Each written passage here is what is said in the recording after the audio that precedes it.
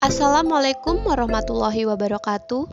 Kami dari kelompok 1 yang beranggotakan Cindy Putri Yunika dengan NPM 1951030041, Sarmawati dengan NPM 1951030357, Sinta Amelia dengan NPM 1951030362, dan Thomas Alva Edison dengan NPM 1951030378. Kami dari kelompok 1 akan menyampaikan materi tentang konsep dasar akuntansi Ziswaf yang berisi tentang definisi akuntansi, prinsip dasar akuntansi Ziswaf, dan kualitas informasi. Definisi akuntansi. Secara etimologi, kata akuntansi berasal dari bahasa Inggris, yaitu accounting. Dalam bahasa Arabnya disebut muhasabah, yang berasal dari kata hasabah, hasibah, muhasabah atau hisabah, yang artinya menimbang, memperhitungkan, mengkalkulasikan, mendata atau menghisap, yakni menghitung dengan seksama atau teliti yang harus dicatat dalam pembukuan tertentu. Menurut Hongren, Harrison, dan Bamber menyatakan bahwa akuntansi adalah sistem informasi untuk mengukur aktivitas bisnis, proses menyajikan dalam sebuah laporan, dan mengkomunikasikan hasilnya dengan para pembuat keputusan. Menurut Paul Grady, akuntansi adalah sebagai fungsi organisasi secara sistematis, dapat dipercaya, dan original dalam mengklasifikasi, mencatat, memproses, menganalisa, serta menginterpretasi seluruh transaksi dan kejadian, serta karakter keuangan yang terjadi di dalam kegiatan operasional perusahaan, sebagai bentuk pertanggungjawaban atas kinerja dari organisasi tersebut. Dalam Undang-Undang Republik Indonesia Nomor 23 Tahun 2011 tentang Pengelolaan Zakat, PSAK 109, zakat dan infak atau sedekah yang diterima oleh amil harus dikelola sesuai dengan prinsip-prinsip syariah dan tata kelola yang baik. Dalam Undang-Undang Republik Indonesia Nomor 41 Tahun 2004 tentang wakaf, PSAK 101, pengelolaan dan pengembangan aset wakaf digunakan untuk mauquf alaih dan reinvestasi aset wakaf pada aset baru berdasarkan akta ikrar wakaf.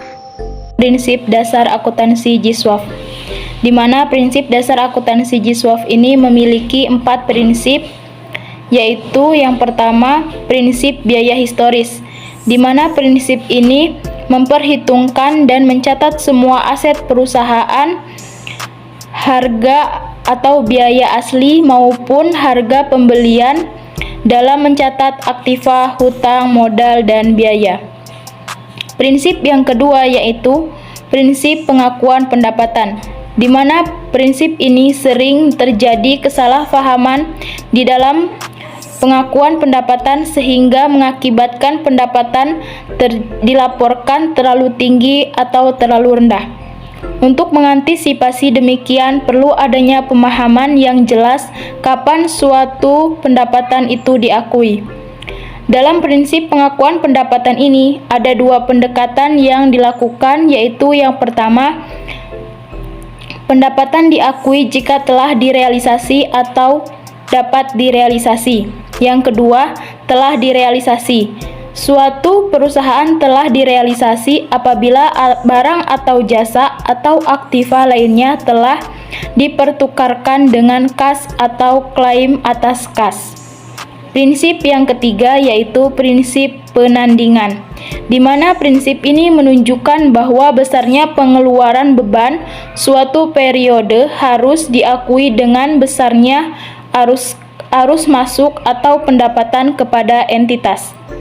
Prinsip yang keempat yaitu prinsip pengungkapan penuh atau prinsip keterbukaan, di mana prinsip ini yaitu informasi menggambarkan kondisi sebenarnya dan sangat membandai sehingga bersifat subjektif dan berpotensi terlalu banyak informasi yang disajikan. Kualitas informasi merupakan karakteristik yang melekat pada sebuah informasi sehingga dapat bermakna bagi pemakai dan bermanfaat untuk keputusan. Adapun nilai informasi itu sendiri adalah sebagai menambah pengetahuan, menambah keyakinan dan mengubah keputusan. Selanjutnya teori dari Anthony Dearden dan Bedford, yaitu yang pada tahun 1984 mengatakan bahwa informasi merupakan stimulus untuk merangsang atau mendorong keinginan untuk melakukan suatu tindakan. Oleh karena itu, informasi merupakan salah satu hal yang terpenting untuk tindakan yang akan dilakukan, termasuk di dalamnya mendorong suksesnya strategi yang akan dilakukan. Menurut Statement of Financial Accounting atau SFAC, nomor 2, karakteristik kualitatif dari informasi akuntansi yaitu pada poin pertama itu ada relevan. Relevan itu adalah kapasitas informasi yang didapat mendorong keputusan apabila dimanfaatkan untuk dipakai dalam kepentingan memprediksi hasil di masa depan yang berdasarkan kejadian waktu lalu dan sekarang. Adapun karakteristik utamanya yaitu terdapat 3 poin. Poin yang pertama adalah ketepatan waktu, dan yang kedua adalah nilai prediktif, dan yang terakhir adalah umpan balik. Yang selanjutnya reliable. Reliable di sini kualitas informasi yang dijamin bebas dan kesalahan dan penyimpangan atau bias, serta telah dinilai dan disajikan secara layak sesuai dengan tujuannya. Reliable mempunyai 3 karakteristik. Yang pertama, dapat diperiksa. Maksud dapat diperiksa di sini yaitu konsensus dalam pilihan pengukuran akuntansi yang dapat dinilai melalui kemampuannya untuk meyakinkan bahwa apakah informasi yang disajikan berdasarkan metode tertentu memberikan hal yang sama apabila diverifikasi dengan metode yang sama oleh pihak independen. Kejujuran penyajian.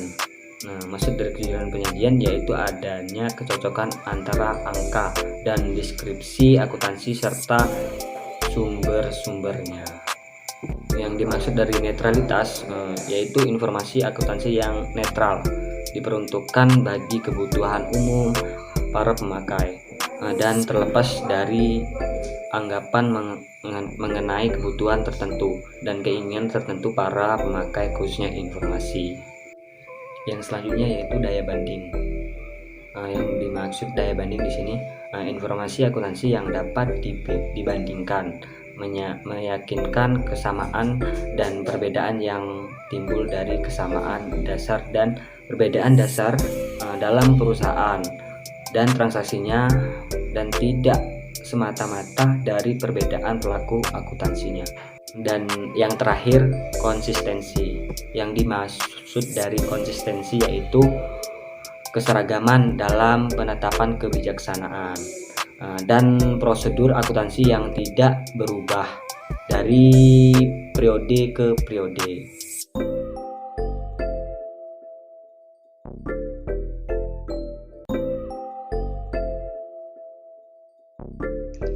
Sekian presentasi dari kelompok kami. Terima kasih telah menonton. Semoga dapat menambah wawasan kita semua. Wassalamualaikum warahmatullahi wabarakatuh.